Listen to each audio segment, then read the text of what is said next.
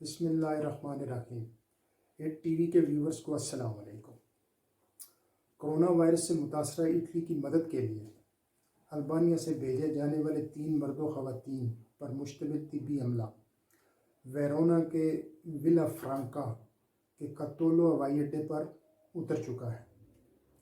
گواردیا دی فنانسا کا ATR-72 طیارہ البانیہ کے طبی عملے کو روم کے فوجی اڈے سے لے کر ویرونا کے ہوائی اڈے پر آ چکا ہے۔ البانیہ کے طبی عملے میں ICU کے 10 ماہرین شامل ہیں جو بریشیا کے سول اسپتال میں کام کریں گے اور ممکنہ طور پر سول اسپتال کے ICU کے نئے یونٹ کو ایکٹیویٹ کریں گے۔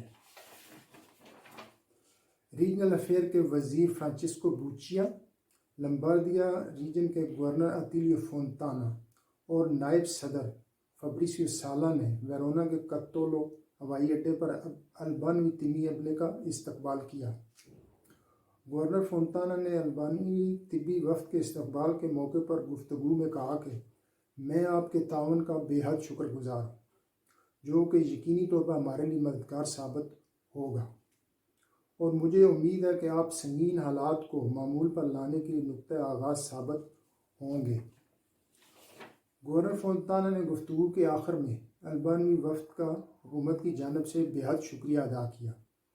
ریجنل افیئر کے وزیر فرانچسکو بوچیا نے گفتگو میں اضافہ کرتے ہوئے کہا کہ البانوی طبی وفد کی یہاں موجودگی البانیہ اور اٹلی کے درمیان قربت اور بھائی چارے کا عملی مظاہرہ ہے۔